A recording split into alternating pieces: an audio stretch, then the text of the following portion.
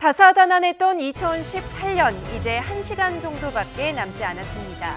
YTN 특별방송 가는 해 오는 해로 시청자 여러분과 함께 새해 맞이하겠습니다. 먼저 제야의 종 타종식을 1시간여 앞둔 서울 종로 보신각으로 가보겠습니다. 네, 수많은 인파가 운집해서 새해를 기다리고 있습니다. 현장 중계차 연결합니다. 오승엽 기자. 네, 서울 종로 보신각입니다. 네, 이제 정말 새해가 코앞으로 다가왔는데요. 지금 그곳 분위기 어떻습니까? 네, 2019년 기해년의 시작을 알리는 제야의 종소리를 직접 듣기 위해 수많은 시민이 몰려 이곳은 그야말로 인산인해를 이루고 있습니다. 가족이나 연인, 친구, 동료들과 함께 나와 다사다난했던 한 해를 정리하고 설렌 마음으로 새해를 맞을 준비를 하는 모습입니다. 오늘 자정 이곳 보신각에서는 33번의 종소리가 울려 퍼지는데요. 모두 16명이 종을 치는데 5명은 박원순 서울시장과 조희연 서울시 교육감 등 해마다 정례적으로 참여하는 고정 인사입니다. 나머지 11명은 사회 각 분야에서 시민에게 희망과 용기를 준 시민 대표들입니다. 아덴만의 영웅 석혜균 선장 등을 살려낸 중증 외상 치료의 권위자로 닥터 헬기 도입과 전국 번역 외상센터 설치 등 외상 환자 소생률 상승에 크게 공헌한 아주대 이국종 교수, 3차례 동계올림픽에서 금메달 2개와 은메달 1개를 따며 대한민국의 스피드스케이팅을 세계에 널리 알린 이상화 선수 등이 포함됐습니다. 행사가 끝나고 늦게 귀가하는 시민들을 위한 교통대책도 마련됐습니다. 먼저 지하철은 종착역을 기준으로 내일 새벽 2시까지 평소보다 1시간 연장 운행합니다. 보신각 주변을 지나는 시내버스 40개 노선의 막차는 행사장 인근 정류소에서 차고지 방향으로 새벽 2시를 전후해 출발할 계획입니다. 한편 보신각 주변 도로 통제는 내일 새벽 1시 반까지 이어집니다. 이 구간을 통과하는 버스는 오후에 운행하게 됩니다. 지금까지 서울 종로 보신각에서 YTN 오승엽입니다. 네, 이번에는 서울 영동대로 쪽으로 내려가 보겠습니다. 네, 이쪽에서는 흥겨운 공연과 함께 새해를 기운차게 맞이하려는 인파가 북적이고 있다고 하는데요. 연결해 보겠습니다. 김태민 기자. 네, 서울 영동대로입니다. 네, 지금 뒤로 음악 소리도 들리는 것 같은데요. 지금 그곳 분위기 어떻습니까? 네, 이곳 서울 강남 코엑스 앞 영동대로에는 2019년 신년맞이 카운트다운 행사가 한창입니다. 이제 새해를 맞을 때까지 1시간 정도 남은 만큼 이곳의 뜨거운 열기는 점점 달아오르고 있습니다. 올해 마지막 날에도 매서운 한파가 기승을 부리고 있지만 시민들은 아랑곳하지 않는 모습입니다. 다사다난했던 올해를 흥겨운 공연과 함께 훌훌 털어버리고 희망찬 새해를 맞이할 생각에 모두 한껏 들뜬 표정입니다. 야외 공연장에 모인 4천여 명뿐 아니라 인근 건물에도 추위를 피해 해넘이 순간을 기다리는 인파가 가득합니다. 올해로 9년째 열리는 이 행사는 도심 한가운데서 연인, 친구들과 이색적인 새해 맞이를 즐길 수 있어 인기가 높습니다. 유명 가수들의 공연은 물론이고요. 거대한 빌딩 벽에 설치된 야외 LED 스크린을 통해 화려한 퍼포먼스가 펼쳐집니다. 특히 잠시 뒤 새해로 넘어가는 순간에는 카운트다운과 함께 불꽃쇼와 레이저 공연이 장장 10분 넘게 이어집니다. 이 공연은 인터넷 방송으로도 생중계되는 만큼 집에서 이곳의 뜨거운 열기를 함께 즐겨보는 것도 좋겠습니다. 지금까지 서울 영동대로에서 YTN 김태민입니다. 새해면 집권 3년 차를 맞는 문재인 대통령은 일자리와 민생 분야에서 이제 성과를 보여주지 않으면 안 된다고 강조했습니다. 3차 남북 정상회담 이후 제자리 걸음하는 한반도 비핵화 프로세스에 다시 속도를 붙이는 것도 중요한 과제입니다. 김도원 기자입니다. 집권 3년차 문재인 대통령의 제1과제는 국민이 체감할 수 있는 경제의 활력을 일자리와 민생 분야에서 보여주는 겁니다. 국민들은 오래 기다릴 만한 그런 여유가 없습니다. 사는 것이 너무 힘들기 때문에. 지난 10월부터 전국 경제 투어를 시작했고 12월 공개 일정 30여 건 가운데 절반 가까이는 경제 관련 일정으로 채웠습니다. 국민들이 경제 성과를 체감하기 위해서는 지역 경제 활력 회복이 시급합니다. 대한민국 경제의 성장판은 지역에 있다고 해도 과언이 아닐 것입니다. 성장 동력 확보를 위한 규제 혁신과 창업 지원엔 더욱 무게중심이 쏠릴 것으로 보입니다.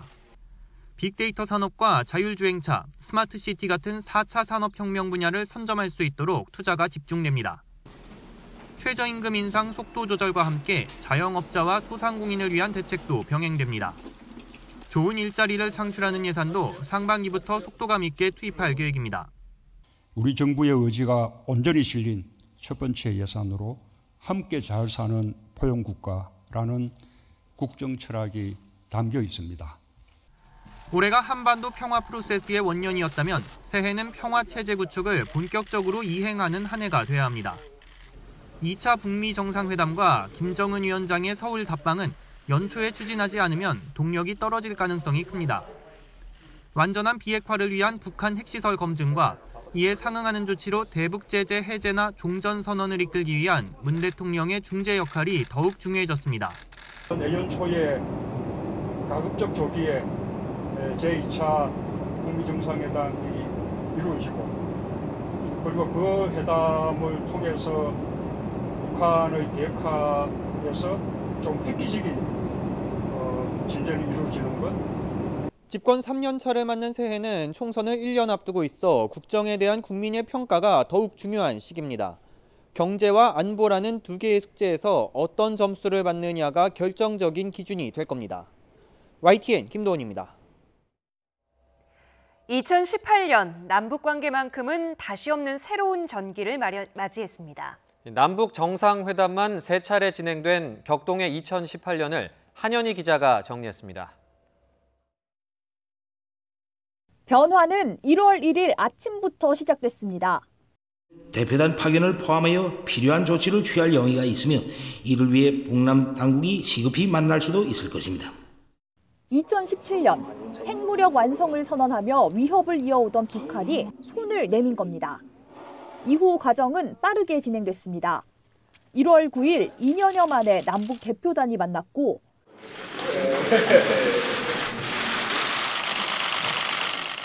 민족의 위상을 높이는 계기로 공동으로 노력하기로 하여 2주도 채 지나지 않아 북한 예술단 공연 사전 점검단이 남측을 찾았습니다.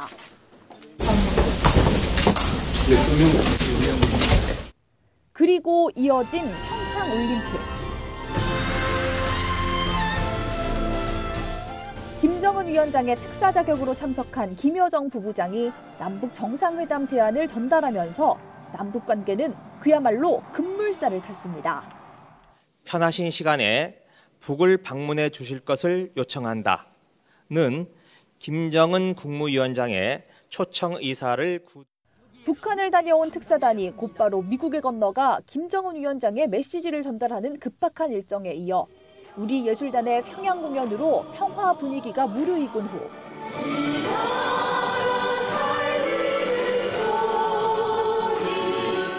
드디어 4월 27일 판문점에서 남북 정상이 손을 맞잡았습니다. 핵 없는 한반도를 실현하는 것이 우리의 공동 목표라는 것을 확인했습니다. 온 결의가 전쟁 없는 평화로운 땅에서 번영과 행복을 누리는 새 시대를 열어나갈. 이후 두 차례 더 이어진 정상회담을 포함해 남북은 2018년 한 해 동안 모두 36차례 회담을 이어가며 평화 구축에 디딤돌을 마련했습니다. 그리고 남북 철도와 도로 연결 의지를 상징하는 착공식으로 마지막을 장식했습니다. 숨가쁘게 2018년을 보내며 새로운 관계 개선의 첫걸음을 뗀 남북. 2019년엔 또 어떤 곳에서 마주하게 될지 그 향방에 관심이 집중됩니다. YTN 한현입니다. 다사다난했던 2018년 무술년의 마지막 해가 저물었습니다. 서해 3대 낙조 명소로 꼽히는 충남 태안 꽃지 해수욕장에도 많은 사람이 찾아 지는 해를 바라보며 한 해를 정리했는데요. 날씨가 좋아서 제대로 된 일몰을 볼 수 있을 것으로 기대됐지만 아쉽게도 해가 일찍 구름 속으로 모습을 감췄습니다. 화면 함께 보시겠습니다.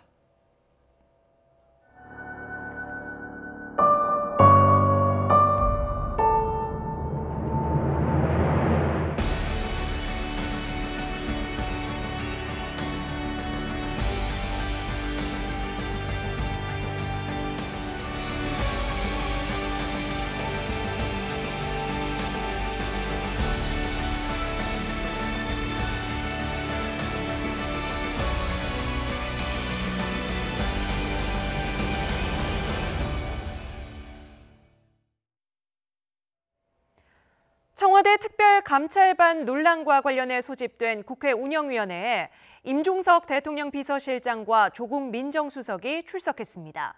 지금 이 시간에도 계속되고 있는데요. 야당은 청와대의 민간인 사찰과 블랙리스트 의혹을 집중적으로 추궁했지만 여당은 김태우 전 특별감찰반원의 일탈 행위이며 적폐 세력의 반격이라며 역공에 나섰습니다. 최기성 기자입니다. 문재인 정부 취임 이후 처음으로 조국 민정수석이 국회에 출석했습니다. 한 달 가까이 법안 처리와 연계하며 민영희 소집과 조수석 출석을 요구했던 야당은 작심한 듯 질의를 쏟아냈습니다. 한국당은 청와대 전직 특별감찰반원인 김태우 수사관 개인의 비혐의와는 별개로 김 수사관이 폭로한 내용을 볼 때 청와대가 무차별적으로 사찰한 정황이 있다며 공세를 이어갔습니다. 예전에 국무총리실 우리 민간인 사찰 기억하실 겁니다. 민주당 상임 고문 시절에 이러한 사건은 탄핵감이다. 대통령 탄핵 이야기가 나올 겁니다. 이렇게 얘기했습니다. 바른미래당도 환경부 블랙리스트 등을 작성해 정권 입맛과 맞지 않는 인사에게 사퇴 압박을 가한 것 아니냐며 임종석 비서실장과 조수석을 몰아세웠습니다. 여기 산업부는 23곳을 임기가 만료되기 전에 다 퇴임을 시켰습니다. 왼쪽에 임기 만료일이고 오른쪽에 보면 퇴임일이죠. 그럼 이들이 다 자발적으로 다 그만뒀을까요? 야당의 파상 공세에 대해 조수석은 김 수사관이 자신의 비유행위를 숨기려고 희대의 농간을 부린 게 사건의 본질이라며 민간인 사찰이 사실이라면 자신이 즉시 파면돼야 한다고 선을 그었습니다. 환경부 리스트 역시 불법이 아니라면서 직무범위 안에 있는 합법 활동이라고 반박했습니다. 단언컨대 문재인 정부의 민정수석실은 이전 정부와 다르게 민간인을 사찰하거나 블랙리스트를 만들지 않았습니다. 여당인 민주당 의원들은 국정농단의 원조격인 한국당이 범법자인 김 수사관을 비호하면서 정치 공세를 펼치고 있다며 적폐 세력의 반격이라고 역공에 나섰습니다. 공익 제보자라고 하면 왜 2주라는 이 텀이 있을까요? 누군가 협의를 저는 했다고 생각합니다. 저는 이게 적폐 세력의 반격이라고 봅니다. 본격적인 질의에 앞서 이번 사건에 연루된 박형철 반부패 비서관을 비롯한 청와대 민정라인 비서관들의 출석 여부 등을 놓고 여야가 맞서는 등 시종일관 팽팽한 신경전이 펼쳐졌습니다. YTN 최기성입니다. 국회 운영위원회는 13시간 가까이 지난 지금까지 이어지고 있습니다. 수시로 고성이 오가며 불꽃 튀는 공방이 벌어지고 있는데요. 특히 자유한국당 나경원 원내대표와 조국 청와대 민정수석, 대학 동기 사이죠. 민간인 사찰 여부를 두고 정면으로 충돌했습니다. 우철희 기자입니다. 서울대 법대 82학번 동기생인 나경원, 조국 두 사람은 시작에 앞서 미소와 함께 서로에게 손을 건넸습니다. 하지만 이후는 달랐습니다. 자유한국당 나경원 원내대표는 무차별적 사찰 등 위선이 드러났다며 겉과 속이 다른 정권이라고 정면으로 비판했습니다. 정의와 도덕성을 앞세웠는데 그런 위선, 일탈에 대해서 전 양두구육의 정권이다. 이에 대해 조국 민정수석은 문재인 정권에서 사찰은 기어코 없었다며 책임질 일은 책임지겠다고 맞받았습니다. 민간인 사찰을 한다는 자체가 어불성설이고 정말 제가 민간인 사찰을 했다면 즉시 저는 파면돼야 합니다. 임종석 대통령 비서실장도 엄호에 나섰습니다. 사태의 본질은 범죄 혐의자인 김태우 수사관이 생존을 위해 국정을 뒤흔든 일탈 행위라면서 민정수석실의 조치에 문제가 없었다고 강조했습니다. 도둑을 잡았는데 왜 미리 못 막았냐고 얘기하면 어느 경찰이 열심히 일할 수 있겠습니까? 여당인 더불어민주당도 신뢰할 수 없는 비리 공직자의 폭로를 한국당이 정치 공세의 소재로 삼았다며 공세적 수비를 펼쳤습니다. 이미 서울중앙지검에서 써먹은 정보를 본인이 특검반은 들어가지고 쉰밥으로 가지고 밥상 차린 꼴인. 치열한 공방과 함께 회의 진행을 둘러싸고도 운영위원장인 민주당 홍영표 원내대표와 야당 의원들이 험한 말을 주고받기도 했습니다. 의원들의 발언을 제외합니까? 이거는 위원장님, 오늘 권한 없습니다. 들어보세요. 특감 반원에 대한 잠깐 앉아 들어보세요. 위원장님, 진정으로 파행을 원하십니까? 여야 모두 진실규명을 앞세웠지만 정작 알맹이는 없고 말싸움만 난무한 씁쓸한 세밋국회였다는 지적이 나오고 있습니다. YTN 우철입니다. 더불어민주당은 국회 운영위원회를 통해 청와대 특별감찰반 논란이 일단락됐다고 보고 있습니다. 자유한국당 진상조사단 소속 김용남 전 의원을 공무상 비밀누설 혐의로 검찰에 고발하며 역공에 나섰습니다. 하지만 한국당은 운영위원회에서 충분히 의혹이 해소되지 않았다며 국정조사와 특검 카드를 통한 반전을 노리고 있습니다. 김영수 기자가 보도합니다.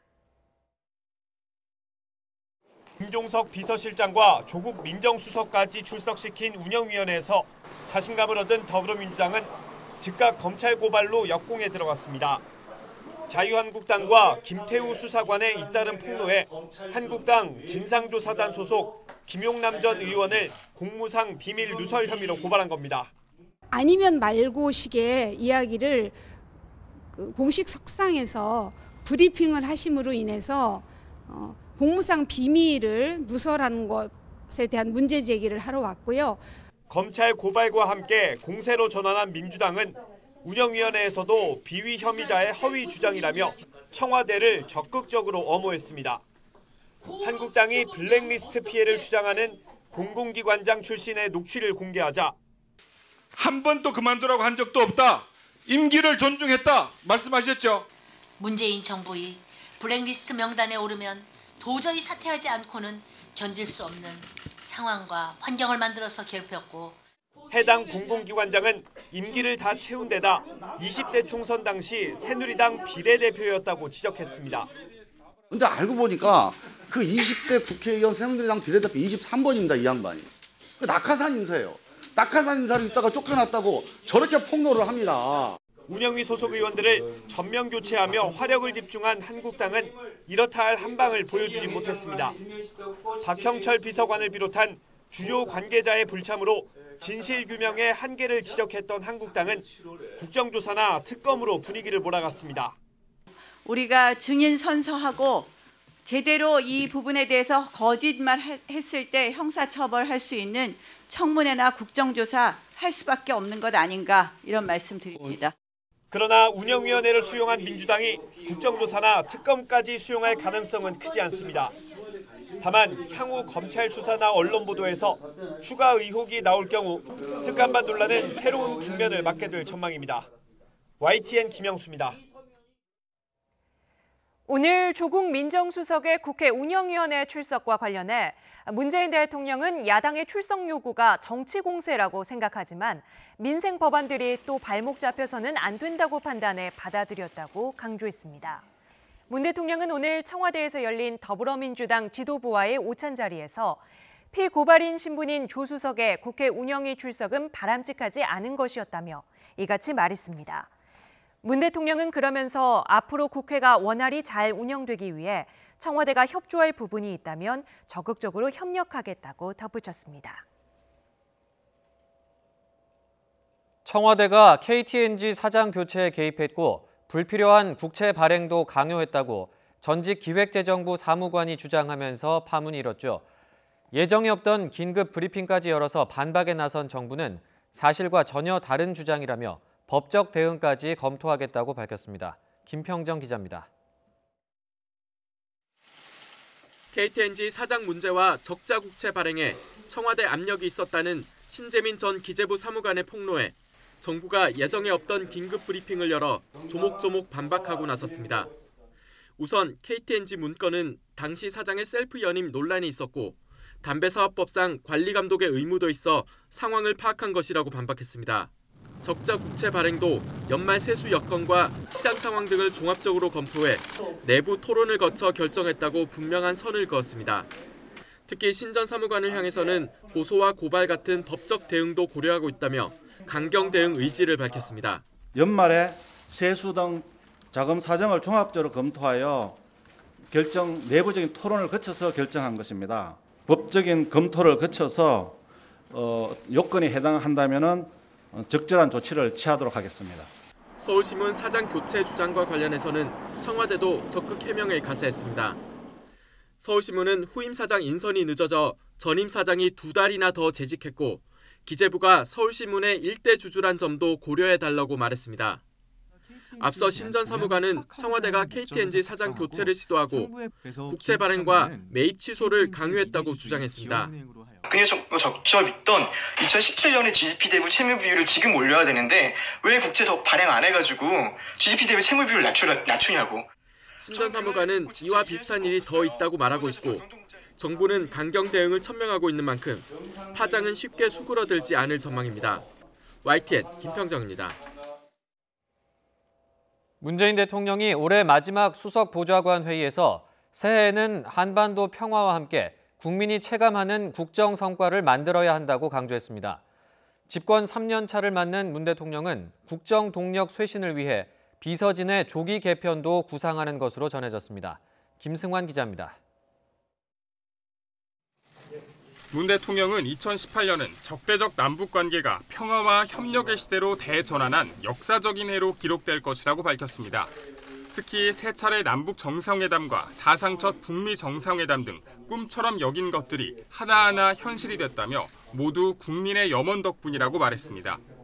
일정한 경제 성과도 있었다고 자평했습니다. 주재 혁신과 사상 최고치의 벤처 투자, 전기 수소차의 보급 확대 등 혁신 성장에서도 성과가 있었습니다. 다만 이런 성과는 아직 미완성이라며 새해에는 한반도 평화를 되돌릴 수 없는 단계까지 진전시키고 고용과 민생의 어려움도 확실히 개선해야 한다고 강조했습니다. 그러면서 청와대 전 직원이 초심으로 돌아갈 것을 주문했습니다. 개혁은 더 많은 개혁의 요구로 이어지기 때문에 마치 밑빠진 독에 물 붓기처럼 느껴질 때도 있습니다. 그렇다고 지치거나 낙담해서는 안 될 일입니다. 문 대통령은 여당인 더불어민주당 지도부와도 오차를 함께하며 당정청에 긴밀한 협력을 거듭 요청했습니다. 새해에도 이 당정청 간의 협의는 정책에 있어서뿐만 아니라 정무적인 문제에 있어서도 협의가 더 활발해져야 할 것이라고 생각합니다. 문 대통령은 국정동력 쇄신을 위해 새해 초 청와대 비서실을 개편하는 방안을 검토 중인 것으로 전해졌습니다. 총선이 1년여 앞으로 다가온 상황에서 최근 특별감찰반 논란과 지지율 하락 등으로 설 연휴 전 조기 개편론이 힘을 얻고 있습니다.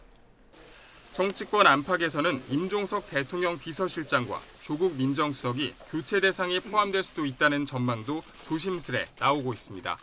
YTN 김승환입니다. 북미 협상이 교착 상태를 이어가는 가운데 내일 발표될 김정은 위원장의 신년사에 관심이 쏠리고 있습니다. 경제 발전을 독려하고 남북 관계에 긍정적인 메시지를 던질 것으로 보이는데 비핵화 관련 내용도 포함될지 주목됩니다. 김지선 기자가 보도합니다.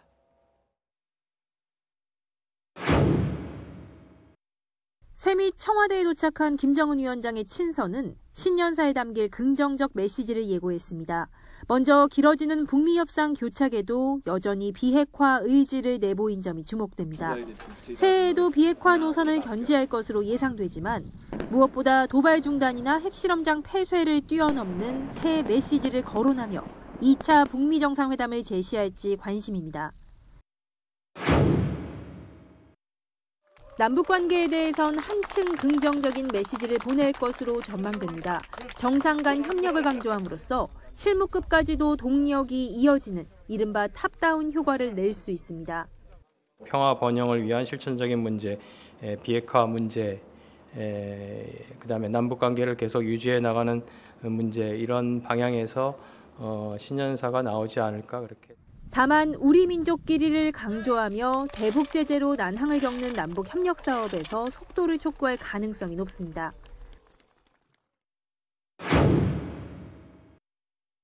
한 해 동안 왕성한 정상 외교에 나섰지만 대북 제재 완화와 대외 경제 여건 개선엔 실패한 김정은 위원장.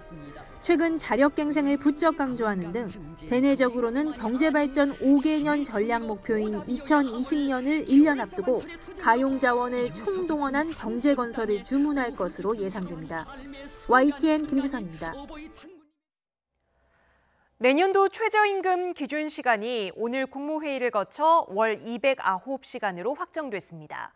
실제 일하는 시간 174시간에 그동안 논란이 됐던 유급 주휴 시간 35시간이 포함됐습니다. 김장하 기자가 보도합니다. 정부는 새해를 하루 앞두고 국무회의를 열어 최저임금 산정 기준 시간에 유급휴일인 주휴 시간을 포함하는 내용의 최저임금법 시행령 수정안을 의결했습니다. 정부가 주휴 시간을 최저임금 기준 시간에 포함한 건 세 가지 이유 때문입니다. 우선 올해 최저임금위원회가 주휴 시간을 포함해 최저임금 월 환산액을 정했고 국회에서도 이를 포함해 최저임금법을 개정했기 때문입니다. 그동안 산업 현장에서 관행으로 주휴 시간을 포함해 최저임금을 산정해온 현실도 고려했습니다. 최저임금법 제정 이래 30년간 산업 현장에서 일관되게 적용되어 온 방식을 명확히 한 것입니다.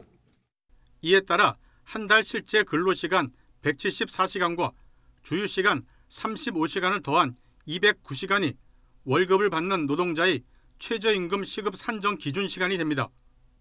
새해 시급 최저임금이 8,350원이기 때문에 사용자는 월급을 받는 노동자에게 8,350원에 209시간을 곱한 174만 5,150원 이상을 지급해야 최저임금을 지키게 됩니다.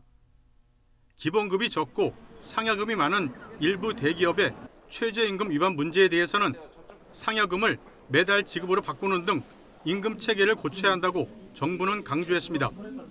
예를 들어 이 대기업 노동자는 두 달마다 받는 상여금 960만 원을 매달 받으면 최저임금에 기본급 160만 원과 상여금 80만 원이 포함돼 최저임금 위반 문제를 해결할 수 있다는 겁니다. 다만 임금 체계를 바꾸려면 취업 규칙이나 단체 협약을 고쳐야 하는데 노조의 반대로 일정한 시간이 필요하다고 보고 최대 6개월간 최저임금을 위반해도 처벌하지 않습니다. 정부는 처벌 유예는 불합리한 임금 체계를 개편하는 사업장에 대해서만 적용하고 저임금 노동자에 대한 최저임금 위반은 법대로 엄정하게 처리한다는 점을 분명히 했습니다. YTN 김장하입니다. 오늘 국무회의 의결로 소상공인들은 최저임금 인상과 함께 주휴수당까지 이중폭탄을 맞게 됐다며 헌법 소원까지 냈습니다. 경영계 역시 반발하고 있어 새해 벽두부터 적지 않은 진통이 예상됩니다. 최아영 기자가 보도합니다. 주휴수당을 포함한 최저임금법 개정안이 의결되자 소상공인들은 거세게 반기를 들었습니다. 당장 헌법재판소를 찾아 헌법소원 심판을 청구했습니다. 주휴수당은 최저임금 환산에 넣지 않는다는 일부 대법원 판례를 깼다는 이유에서입니다. 여기에 대규모 집회 등 집단 행동도 예고했습니다. 시행령, 개정안 철회와 국회를 비롯한 사회적 공론화를 마지막 순간까지 촉구했던 소상공인들은 허탈감과 함께 분노를 감출 수 없으며 소상공인들이 이렇게 화가 난 건 새해부터 최저임금이 8,350원으로 10% 넘게 오른 데 이어 주휴수당까지 떠안게 됐기 때문입니다. 경영계 역시 최저임금에 주휴수당까지 합치면 최저시급이 사실상 10,000원을 넘긴다며 반발하고 있습니다. 최저임금 추가 인상분을 이행하지 않으면 행정처벌 대상이 되는 상태가 되었기 때문에 정부는 구시대적인 임금 체계를 개편하는 작업을 최우선적 과제로 설정하고 이에 노동계는 오히려 최저임금법 개정안에 노사 합의로 정한 약정 휴일 시간이 빠진 점은 유감이라면서 경영계 주장은 엄살이라고 지적했습니다. 근로기준법에 따라서 지급해왔던 그 주휴수당을 최저임금법 시행령에 명문한 것에 불과합니다. 또 경영계의 주장은 기존에 지급해왔던 주휴수당을 주지 않겠다라는 그런 탈법적인 주장에 불과합니다. 그러면서 정부가 상가 임대료 제한 등 어려움을 겪는 소상공인의 지급 능력을 키우는 방향으로 대책을 세워야 한다고 목소리를 높였습니다. YTN 최아영입니다. 쌍용자동차 해고 노동자들이 정리해고 사태 이후 10년여 만에 일터로 돌아갔습니다. 초등학생 딸이 대학생이 될 때까지 복직투쟁을 벌였던 사람들, 어떤 마음으로 출근했을까요? 이경국 기자의 보도입니다.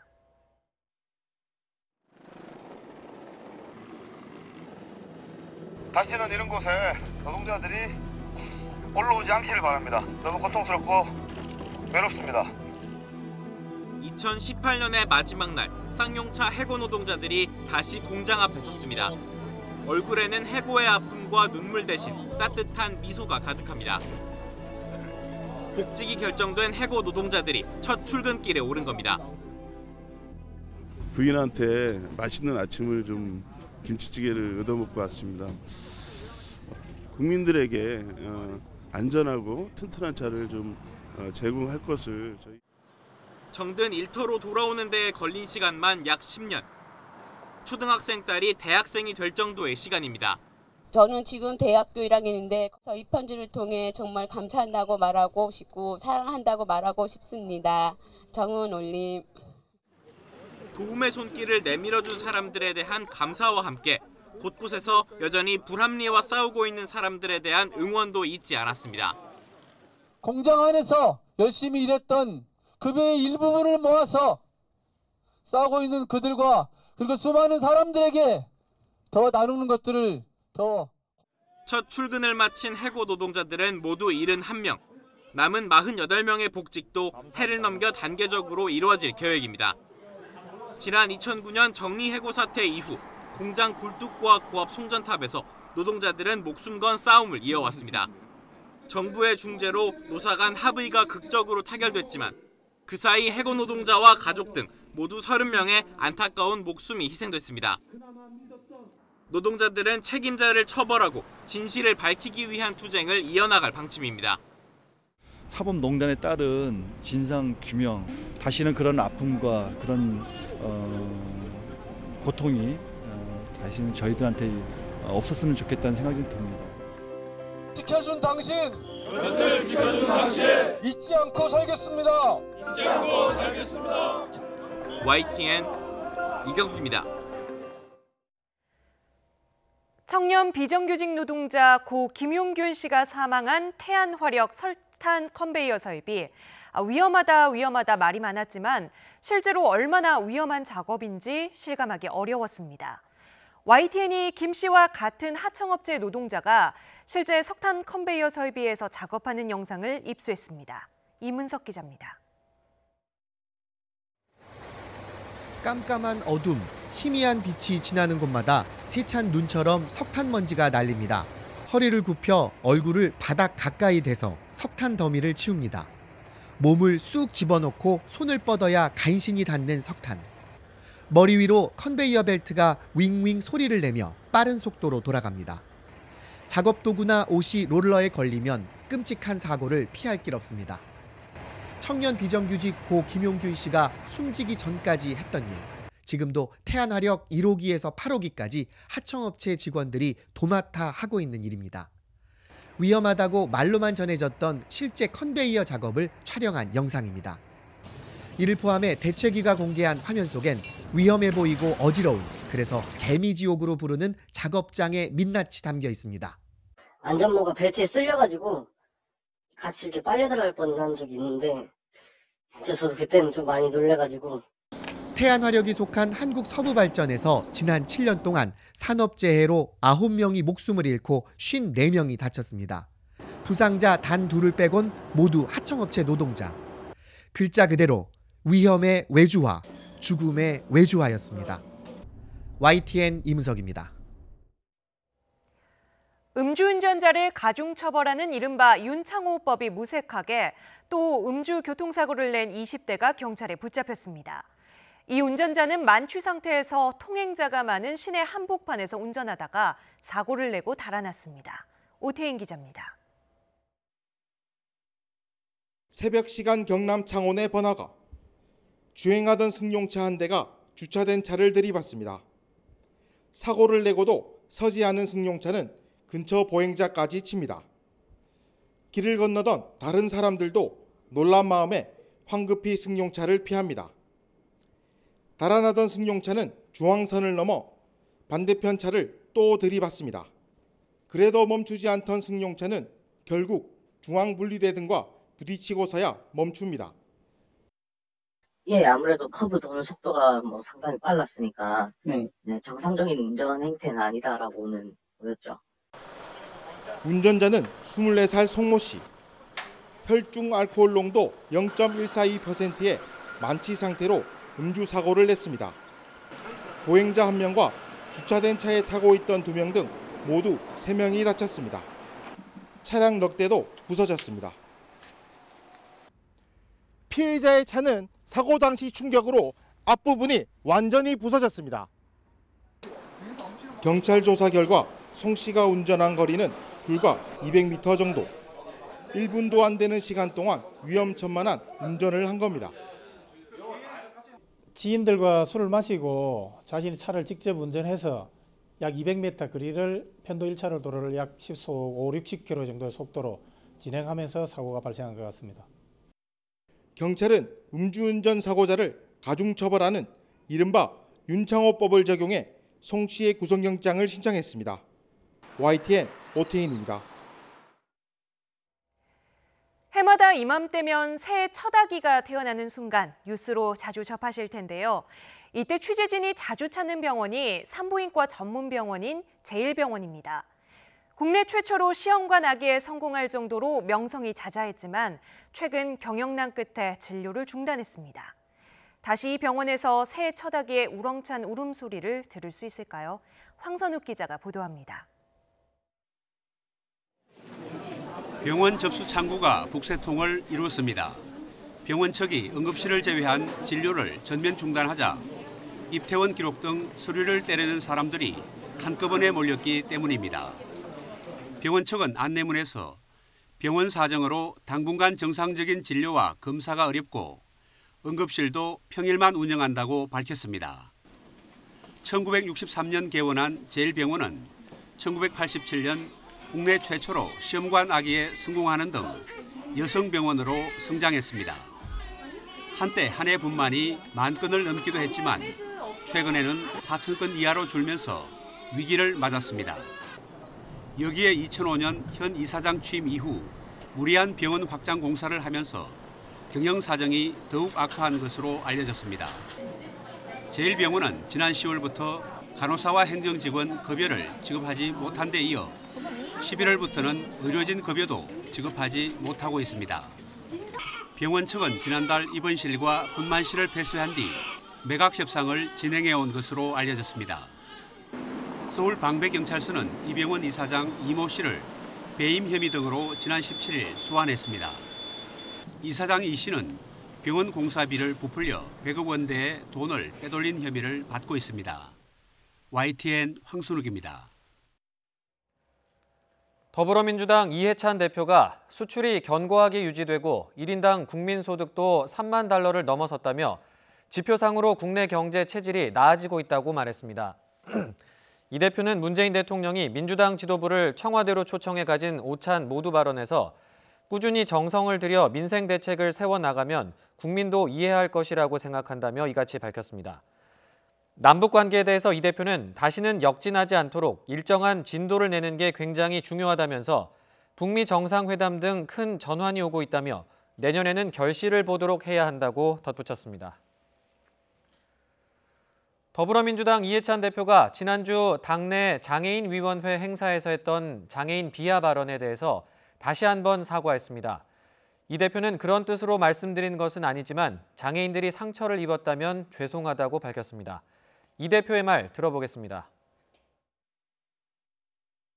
지난 금요일 당 전국 장애인위원회 할 때 축사 과정에서 제가 부적절한 표현을 해서 장애인들에게 대단히 죄송하다는 말씀을 다시 사과를 드리겠습니다. 저는 그런 뜻으로 말씀드린 건 아닌데 결과적으로 장애인들이 마음에 상처를 입었다면 다시 한번 죄송하다는 말씀을 드리겠습니다. 최근 자유한국당 일부 의원들이 국회 본회의를 제쳐놓고 외유성 출장을 떠나면서 논란이 불거졌죠. 이에 대해 김병준 비상대책위원장은 당 구성원들의 마음이 느슨해진 부분이 있다며 양심의 소리를 듣고 행동해야 한다고 지적했습니다. 김 위원장의 말 직접 들어보겠습니다. 우리 당의 지지도가 어쨌든 조금 오르고 하니까 많은 분들이 이제 마음이 느슨해진 부분이 있지 않을까 이런 생각을 해서 드린 말씀입니다. 이번에 이제 그 일부 의원들이 이 다낭을 다녀온 또 염두에 두고 이야기를 드린 겁니다. 국회 내에서나 아니면 정치권 안에서 거의 관행화되다시피 한 것들 중에 국민 눈높이에 맞지 않는 것들이 상당히 많을 것 같습니다. 그래서 그런 부분들이 얼마나 많은지 한번 파악해 보라고 할 작정입니다.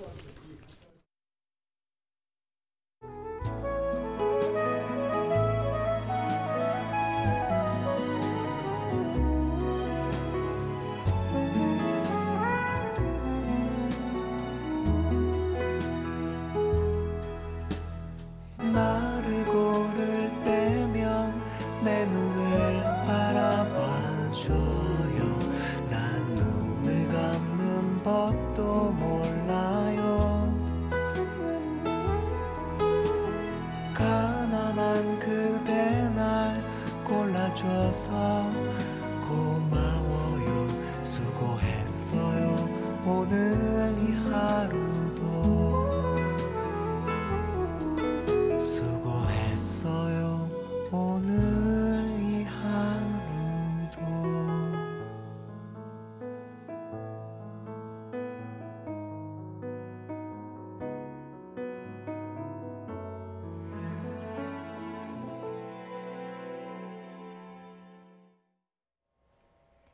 네, 2019년까지 이제 26분 정도 남았습니다.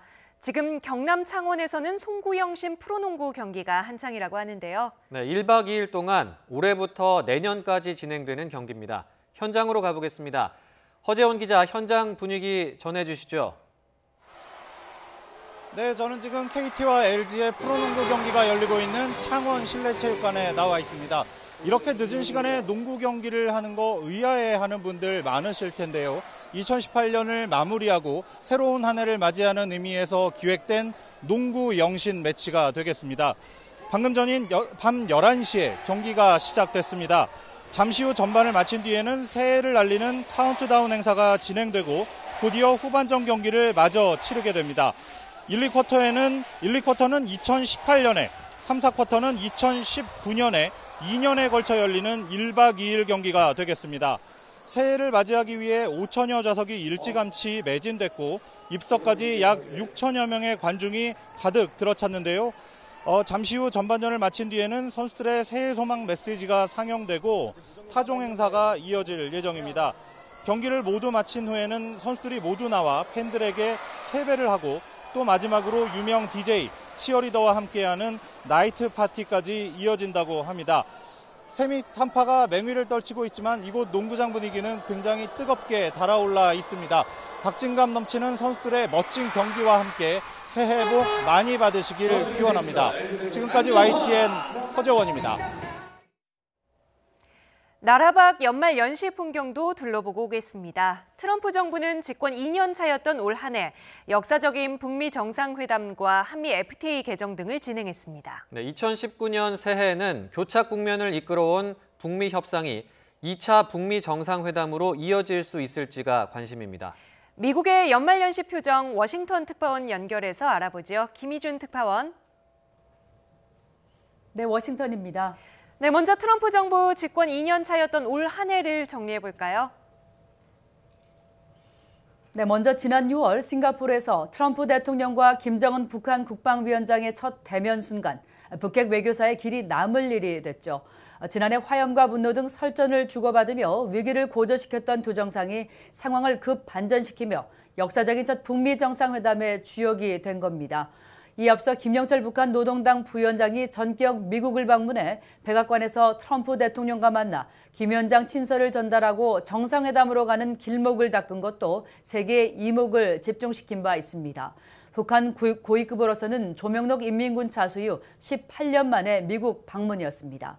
트럼프 대통령은 또 올 한 해 각국에 대한 무역 통상 압박도 가중시켰습니다.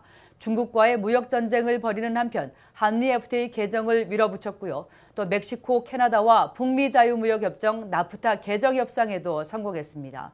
이와 함께 이란 핵협정 탈퇴와 주 이스라엘 미국 대사관의 예루살렘 이전 등 또 시리아 철군 발표 등으로 중동 질서에도 파란을 일으켰습니다. 트럼프 대통령은 이처럼 대내외 정책에서 독주를 이어가면서 끊임없이 비판을 받았지만 한편으론 미국 경제를 호황으로 이끌고 중간선거에서 하원은 민주당에 내주고도 상원은 수성하기도 했습니다. 네, 그러면 새해에는 2차 북미 정상회담이 열리고 비핵화 협상에도 진전이 있을지 관심이 쏠리는데요. 미국 분위기는 어떻습니까? 네, 6월 북미 정상회담 이후 북미 간 비핵화 협상은 큰 진전을 이루지 못한 것이 사실입니다. 이런 교착 국면 속에 김정은 국무위원장이 문재인 대통령이 보낸 친서에 대해 미국 조야는 북미 대화 재개 청신호로 보고 있습니다. 그러면서 내일 오전 발표될 김 위원장의 신년사에 더욱 촉각을 곤두세우는 모습입니다. 북한은 미국이 요구해온 구체적인 비핵화 조치 대신 풍계리와 동창리 시험장 폐쇄 등을 내세우며 제재 완화 등 상응 조치부터 하라고 맞서왔습니다. 그런데 이번 신년사에서 강력한 북미 대화 의지는 물론 진전된 비핵화 조치를 취할 가능성까지 표명한다면 북미 협상 재개는 속도를 낼 것으로 보입니다. 트럼프 대통령을 비롯한 미국 행정부가 새해 초 2차 북미 정상회담 의지를 거듭 밝히며 유화책을 내놓은 만큼 북한도 호응하며 북미와 남북 정상회담 또 종전선언 등의 선순환이 이어질지 주목되고 있습니다. 네, 새해 한미 방위비 협상을 비롯한 동맹 이슈에도 도전이 기다리고 있죠. 그렇습니다. 부자 국가들이 미국을 이용하고 있다. 미국은 더 이상 호구가 아니다. 트럼프 대통령이 최근 각국의 방위비 분담 증액을 압박하며 내놓은 언급들이죠. 특히 한미 방위비 분담금 협상이 결렬된 가운데 동맹보다 경제 논리가 우선하는 트럼프 대통령은 새해에도 방위비 증액 압박을 이어갈 전망입니다. 미국은 현재 한국이 방위비 부담을 50% 증액해 1조 3,500억 원 정도를 부담하고 또 협정 유효 기간도 5년에서 1년으로 줄이길 원하고 있습니다. 모두 우리 정부가 난색을 표하는 부분이어서 새해 한미 간 치열한 기싸움이 예상됩니다. 트럼프 정부는 또 무역법 232조를 근거로 수입 자동차가 자국 안보에 위협이 되는지 여부에 대해 새해 2월쯤 결론을 내릴 예정입니다. 이에 따라 수입차에 대한 관세를 최대 25%까지 올릴 가능성이 있습니다. 또한 북미 비핵화 협상이 큰 진전을 보지 못한다면 남북관계와 교류협력 진전을 우려하는 미국 내 강경파 목소리도 언제든 강하게 고개를 들 수 있습니다. 그런 만큼 새해에도 한미동맹이 다시금 시험대에 오를 것이란 우려가 나옵니다. 한미양국이 강조해온 빗셀 틈 없는 동맹과 또 신뢰를 바탕으로 긴밀히 조율해가면서 타협점을 찾아가는 지혜로운 전략이 더욱 절실한 해라고 하겠습니다. 지금까지 워싱턴에서 전해드렸습니다. 중국으로 가보겠습니다. 중국도 올 한 해 다사다난했죠. 대내적으로는 시진핑 국가주석이 개헌으로 마오쩌둥 버금가는 절대 권력을 구축했습니다. 네, 대외적으로는 미국과 벌인 무역 전쟁이 세계 경제에 큰 충격파를 줬습니다. 네, 베이징으로 가보겠습니다. 박희천 특파원. 네, 베이징입니다. 네, 전 세계 곳곳에서 중국의 영향력이 뚜렷하게 확인되는 한 해가 아니었나 싶은데요. 특히 올해는 시진핑 주석의 정치 행보가 관심이었죠. 네, 지난 3월 열린 전국인민대표대회에서 시진핑 주석의 권력 강화가 공식화됐습니다. 가장 눈에 띄는 것은 국가 주석의 임기를 5년씩 2번만 하도록 제한한 조항을 삭제한 겁니다. 시진핑 주석이 원할 경우 3연임 이상 할 수 있도록 해서 시 주석이 장기 집권, 나아가 종신 집권도 가능한 길을 텄습니다. 또 개정 헌법에 시진핑 신시대 중국 특색 사회주의 사상이 추가됐는데 현역 최고 지도자가 자신의 이름을 헌법에 올린 것은 마오쩌둥 이래 처음 있는 일이었습니다. 얼마 전에 개혁개방 40주년 행사가 열렸는데 과거와 달리 장점인 후진타오 등 전 국가 주석이 초청받지 못했습니다. 원로들의 눈치를 볼 필요가 없을 만큼 시 주석의 권력이 강구하다는 방증일 수 있는데요. 덩샤오핑을 뛰어넘어 마오쩌둥의 버금가는 권력을 구축한 시진핑 주석의 이런 행보에 내부 반감이 적지 않다는 분석도 나오고 있습니다. 올해는 북중 정상 간의 교류도 참 많았던 것 같습니다. 김정은 북한 국무위원장이 중국을 3번이나 방문했죠. 네, 김정은 위원장이 집권한 게 2011년 12월이었습니다. 6년 이상 한 번도 중국을 찾은 적이 없었는데 지난 3월 시진핑 주석의 초청으로 베이징을 방문했습니다. 또 북미 정상회담을 전후해 지난 5월에는 다롄에서, 6월에는 베이징에서 북중 정상이 회동했습니다. 짧은 시간에 북중 정상이 세 차례 만난 건 매우 이례적인데요. 북한의 비핵화 움직임에 중국이 조바심이 났기 때문이라는 게 일반적인 평가입니다. 올해 초 김정은 위원장이 비핵화 의사를 피력한 뒤 한국, 미국과 직접 접촉에 나서자 중국의 입지가 크게 좁아지면서 이른바 차이나 패싱 논란이 일기도 했거든요. 한반도에서 영향력 약화를 우려한 중국과 북미 협상에서 중국이라는 우군이 필요한 북한의 이해가 맞아떨어진 결과다, 이렇게 볼 수 있겠습니다. 네, 올 한 해 미중 간에 벌어진 무역 전쟁으로 전 세계가 들썩였는데요. 무역 전쟁이 추이는 어땠고 또 내년 협상 전망은 어떤지 정리해 주시죠. 네, 무역 전쟁의 방아쇠를 당긴 건 미국이었습니다. 3월 22일 도널드 트럼프 미국 대통령이 500억 달러 규모의 중국산 수입품에 추가 관세를 부과하는 행정명령에 서명하면서부터인데요. 미중 양국은 5월부터 여러 차례에 걸쳐 무역 협상에 나섰지만 모두 결렬됐고 7월 들어 두 나라가 상대국의 고율의 관세 부과를 강행하면서 무역 전쟁은 전면전으로 치달았습니다. 미국은 세 차례에 걸쳐 2,500억 달러어치에 달하는 중국산 제품에 관세 폭탄을 날렸고 중국도 1,100억 달러어치의 미국산 제품에 보복 관세를 매기며 맞불을 놓았습니다. 그러다 지난 1일 양국 정상의 담판을 통해 90일간 휴전에 들어갔습니다. 이번 달 내내 물밑 협상을 이어간 두 나라는 새해 첫 달에 중국에서 본격적인 대면 협상을 시작할 예정인데 이번 싸움의 본질이 단순한 무역 수지 문제가 아니라 미래의 기술 패권을 놓고 다투는 경쟁이라는 점에서 낙관보다는 비관적인 전망이 더 많습니다. 지금까지 베이징에서 전해드렸습니다. 우리나라로서는 일본과의 관계가 쉽지 않은 한 해였습니다. 한일 위안부 합의와 징용 배상 문제 등을 놓고 양국 갈등이 깊어져서 지금도 신경전이 계속되고 있습니다. 도쿄 특파원 연결해서 지난 1년의 한일 관계 정리해 보겠습니다. 황보현 특파원. 네, 도쿄입니다. 네, 먼저 연초부터 볼까요? 한일 위안부 합의 문제가 논란의 쟁점이 됐죠. 그렇습니다. 신년 벽두인 지난 1월 10일이었습니다. 문재인 대통령이 신년 기자회견을 했는데 그 안에 2015년 말 한일 위안부 합의에 대한 내용이 담겼습니다. 문 대통령은 당시 잘못된 매듭은 풀어야 한다. 그리고 진실과 정의라는 원칙으로 돌아가겠다 이렇게 말했는데요. 결국 과거 위안부 합의가 잘못됐으니까 고칠 건 고쳐나가겠다고 선언한 겁니다. 다만 이미 양국 정부가 합의한 것인 만큼 재협상을 요구하지는 않겠다고 밝혔습니다. 일본 정부는 이에 대해서 즉각 수용 불가 입장을 내놨습니다. 아베 총리는 1mm도 움직일 수 없다는 말로 불만을 드러냈습니다. 이후 일본 정부는 틈만 나면 2015년 합의한 대로 지키라고 주장을 지금까지 거듭해오고 있습니다. 네, 이 한일 위안부 합의 문제를 놓고 양국 정부가 지난달에 또 한 번 고비를 맞았죠. 그렇죠. 우리 정부가 화해치유재단을 해산하겠다고 공식 발표한 데 따른 것이었습니다.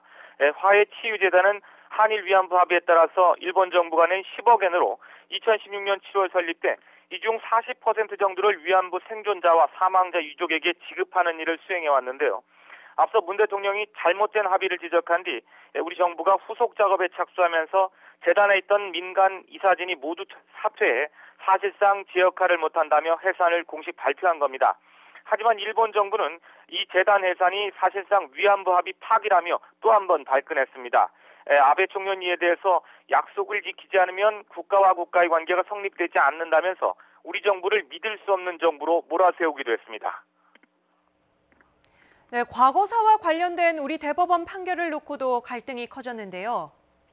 그렇습니다. 지난 10월 30일 우리 대법원이 일제강점기 강제징용 피해자 4명에게 일본 기업인 신일철주금, 즉 옛 신일본제철이 각각 약 1억 원씩 배상하라고 판결을 했는데요. 이에 대해서 일본 정부가 또 강하게 반발했습니다.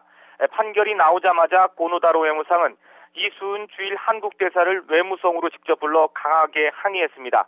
이때 공개적인 자리에서 고노 회상이 의례적인 악수도 하지 않고 삐딱한 자세로 발언을 이어가 감정적 대응이라는 비판이 나오기도 했습니다. 우리 대법원 판결은 비슷한 소송이 많이 남아있는 만큼 일본 정부가 특히 신경을 곤두세우는 부분입니다. 그래서 1965년 한일 청구권 협정으로 배상 문제가 다 끝난 일이라면서 일본 정부는 배상 판결이 났거나 날 가능성이 있는 기업들을 상대로 우리 대법원 판결에 응하지 않도록 유도하고 있습니다. 그러면서 해외 언론과 공관 등을 통해서 한국이 과거의 배상금을 다 받아간 뒤에 또 손을 내밀고 있다는 식으로 언론 플레이를 하면서 우리 정부와의 갈등을 키워가고 있습니다. 네, 한일 관계가 참 쉽지 않은 상황인데요. 얼마 전에는 또 바다에서 부딪혔죠? 그렇습니다. 지난 20일 동해상에서 우리 군함 광개토 대왕함이 조난어선 구조 작업 중 일어난 일인데요. 당시 조난 선박을 찾던 우리 군함이 부근을 정찰 중이던 일본 초계기에 사격 전 단계에서 쓰는 위험한 레이더를 비췄다고 일본 측이 시비를 건 겁니다. 그러더니 갑자기 증거라면서 일방적으로 당시 상황이 담긴 13분 7초짜리 동영상을 공개했는데 아무리 살펴봐도 증거 능력은 없고 오히려 일본 초계기가 낮은 고도로 위험하게 비행하는 장면이 고스란히 드러나 분란만 커지고 있는 상태입니다. 우리 정부는 그런 레이더를 사용한 적이 없다면서 정확한 수치 데이터를 밝히라고 정면으로 반박하자 일본 측은 기밀사항이라며 현재 공개를 거부하는 상황입니다. 예전 같으면 설사 그 같은 일이 있었더라도 사후 협의를 통해서 원만히 해결해 왔는데 이번에는 일본 측이 다짜고짜 화부 떠내는 상황이라 그 배경에 의구심이 일고 있습니다. 앞서 정리해본 대로 올해 한일 관계는 위안부 문제나 징용 피해자 배상 문제 그리고 동해상 레이더 공방까지 어느 것 하나 매듭지어진 것이 없습니다. 여기에 때만 되면 도발하는 독도나 교과서 문제도 항상 잠재돼 있어서 새해 한일 관계는 당분간 한 치 앞을 구분하기 힘든 말 그대로 시계 제로 상태가 이어질 것이란 우려 섞인 전망이 나오고 있습니다. 지금까지 도쿄에서 전해드렸습니다. 2018년 한 해 검찰청사 앞에는 포토라인이 분주하게 설치되곤 했습니다. 사회적으로 물의를 빚은 유력 인사들은 검찰 조사를 받으면서 바로 이 포토라인을 피해갈 수 없었는데요. 지나친 취재 경쟁을 막기 위해서 설치되지만 해당 인물을 범죄자로 낙인 찍는다는 비판도 적지 않습니다. 올 한 해 포토라인을 거쳤던 주요 인물들을 강희경 기자가 정리했습니다.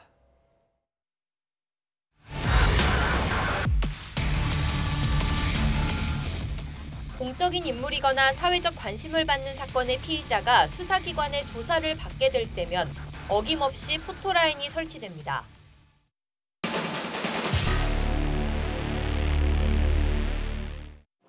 지난 3월 피의자 신분으로 소환된 이명박 전 대통령은 전직 대통령 가운데 4번째로 포토라인에 섰습니다. 미리 준비한 대국민 사과는 과거 대통령들과 크게 다르지 않았습니다. 저와 관련된 일로 국민 여러분께 심려를 끼쳐드려서 대단히 죄송합니다.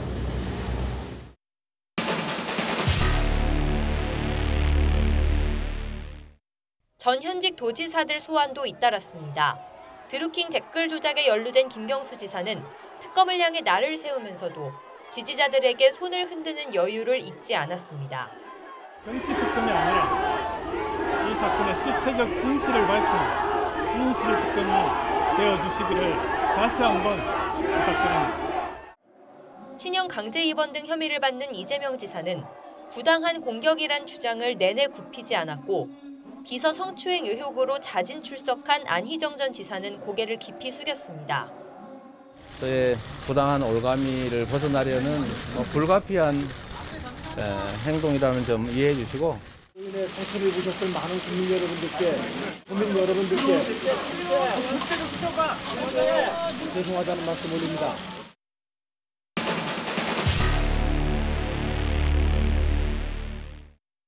사법농단 의혹이 불거지며 헌정사상 처음으로 전직 대법관들까지 줄줄이 피의자로 공개 소환됐습니다. 법관으로 평생 봉직하는 동안 제 나름으로는 최선을 다했고 후배 법관을 포함한 법원 구성원 여러분께 정말 송구스럽습니다. 놀이터 기자회견을 자청해 재판 거래를 전면 부인했던 양승태 전 대법원장도 조만간 검찰 포토라인을 피할 수 없을 것으로 보입니다.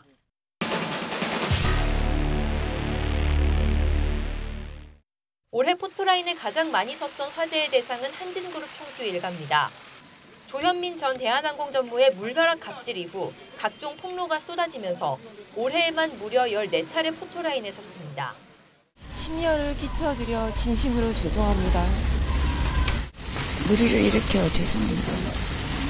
피해를 끼친 피해자님들께 진심으로 죄송하게 생각합니다. 검찰의 모든 것을 말씀드리겠습니다. 죄송합니다. 네.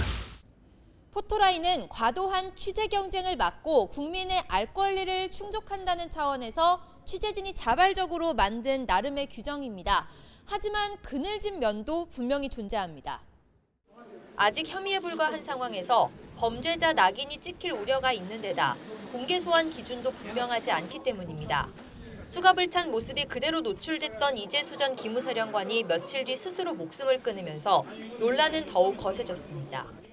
자기를 마치 죄인 취급하고 수사받는 것에 대해서 아주 억울해했고 포토라인에 대한 비판 목소리가 커지면서 법무부는 새해 대안을 고심하고 있습니다. 수사와 관련해서요. 예. 피의사실 공표 행위하고요. 예. 그다음에 심야 수사하는 거 하고요. 예. 그다음에 포토라인에 세우는 거. 예. 이 세 가지를 없애는 방향으로 검토하라고 지시를 이미 내렸습니다. 형식은 조금 달라질지 몰라도 새해 역시 포토라인 앞에 선 화제의 인물들의 말은 2019년 역사의 한 장면으로 남게 될 것으로 보입니다. YTN 강희경입니다.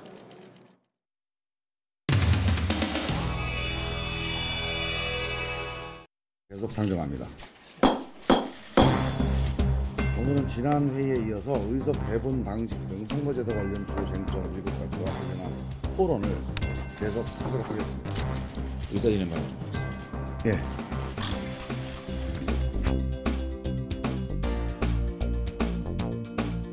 도저히 납득할 수 없는 언행이 소위에서 있었던 걸로 제가 들었습니다. 그리고 속기록도 확인했습니다. 민주당 의원께서 저희 당 정유섭 의원을 보고 사기라는 표현을 썼습니다. 제가 속기록을 좀 읽어보겠습니다.